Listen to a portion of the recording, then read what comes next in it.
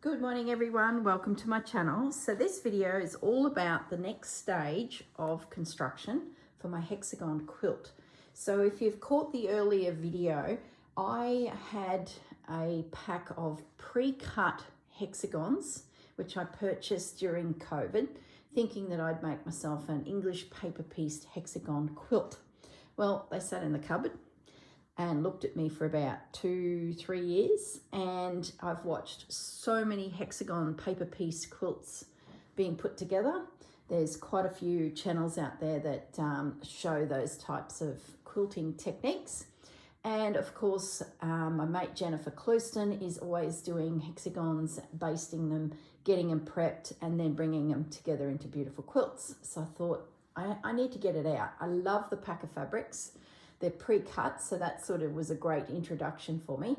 All I had to do was get some paper templates, start basting, and then it led me down the rabbit hole of, I guess, looking at low volume prints to help balance my design.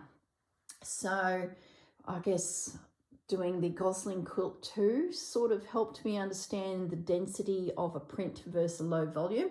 So if you're not sure what I'm talking about, these two here are what I'd call a high density, quilt colored fabric, and these is a low volume. So in that picture, that's the final quilt layout. Now in my last video, I was tossing around heaps of different techniques of laying hexagons, and it was so much fun. I probably spent a month just fiddling around. Every so often pull out my little flowers, because that's what I end up stitching together. It was just heaps of these and then some low volume ones. Then I decided I need a little bit of black, so lots of these little black hexagons joined. So in the end I decided on a confetti popping sort of design. So the theory was, if you were standing here in the bottom corner, you would pull a popper and the confetti would explode into the air. And I think that design has worked really well for me, because these are so busy that to have a bit of air up here, it really helped, I guess, these fabrics sort of do their thing without it being a extremely intensely colored quilt, which is not a bad thing, but I just felt like I wanted to play with this whole low volume thing. It's like a real journey, isn't it? You hear these new words and techniques and then you're like, well, what's all that about? How does that apply? So that's sort of the evolution of this quilt.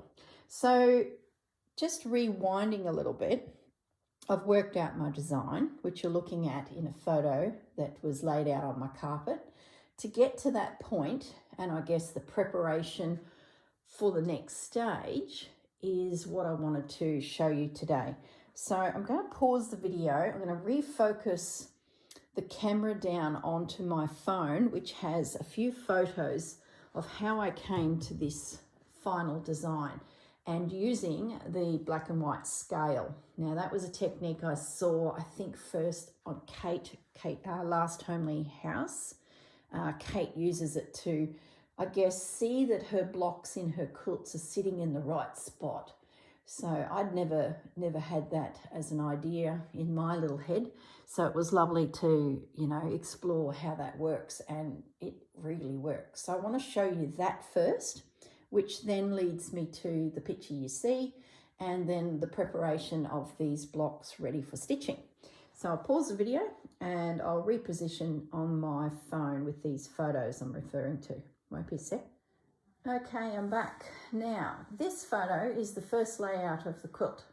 So just with the idea in my head that I wanted the colours to explode from the bottom left-hand corner, so down there, up to the top right-hand corner. This is how I laid it out, and I thought it looked pretty good. And I had a sprinkling of bright colours at the top, that red one and that pink one, and then you drop down and you see the green, and then you see another pink, and then you sort of start drifting into the colours of the quilt blocks that are bright. The low volumes are a mix of whites through to a white with a little print, and also a fairly blackish print as well. So now I apply the grayscale, and I took a screenshot of that. So I'll just flick across, and I was quite surprised at how the colours behaved. So I mentioned, I might get a pointer actually, I mentioned an apricot block. Now you can see, if I flip back, you can see that red block, and you can see the apricot block. Look how they perform there. I can see the red one, but I can't see the apricot one. Directly below that apricot is another apricot and a green and another green, all in a row. They're barely even noticeable. So I thought that was quite interesting, and I thought, you know what, I'm going to play a little bit more with the placement to get the bright ones higher. And I was actually interested to see how bright this little spot was. So if this wants to be intense in colour, and it's my yellow, my apricot, and that pale blue, they actually performed more like a low volume. So I thought that was actually quite interesting. So that's the first layout. That's the black scale, or black and white scale. Here's my next layout. So in this one, I started to reposition a few of the pieces, and then this is the layout. So I feel like I've got a little bit more intensity up the top, and I've broken this up a little bit. So it's quite interesting. I'll just flick back to the other black and white. See how that's really white at the top? And then back to that one. I feel like it's drifting more. It was really interesting. There's probably about 6 other quilts photographed versions between these two shots. So don't think this happened all in one shot. This was an evolution to this point. And it was just playing with it, take a photo, have a look, play with it. And I did it over a whole evening. So it was quite an interesting journey. But that, to me, is too white at the top. And colours I thought would perform well, drifting higher, didn't, where they do now. So that's I guess the second last quilt. So the final design is this one, and this is the one that I've photographed and I've built my blocks to stitch next from. So what I wanted to do now is show you how this grayscale is done. So if I just pause the video, or do I need to? I'm going to just move the camera up, and you'll see under the photo those little lines. So I'll just go back, revert back to the original. Those little lines there, that's what you use on an iPhone. So now we've got the ability to slide this along to different versions of the quilt. Let me just bring it down a little bit so we can still see the quilt photo, and just flick it along. So they've got cozy, quiet, dramatic, illuminated, like just different ways that you can adjust a photo. Right at the very end is the black and white, and it's much more balanced. So what I'll do is I'll pause the video. I'm going to take a screenshot of that, and then we'll flick through the 3 black and whites so you can see what they all look like in the end. Okay, so I've now put the photos in a little file to give you a little look at how they sort of, I guess, evolved. So that's the first layout. Remember, there's a few other layouts in between, but these are the most distinct changes that I started to achieve. So that's it's black and white, too much white at the top, not enough of the dark tones coming in. That's the next layout that really started to show the darker colours drifting. And I'll flip to the last photo because it's actually this one. So really felt like I'd got a good shading happening, but still, look at this bottom corner, still not right.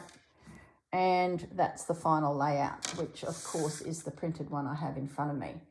So I'll pause it at that, but I guess I'm trying to show you, demonstrate that how the black and white color photographing and then changing it can really assist you in, putting together your hexies. It's very interesting. Okay, I'll pause the video and we'll come back out and we'll start talking about how I think my technique will be to join all of these pieces without making a hang of a mess. Okay, let's talk about the construction and I guess the preparation pre-construction. So I need this project to be portable. It'll sit somewhere where I can just sit down and stitch it or pick it up and take it somewhere.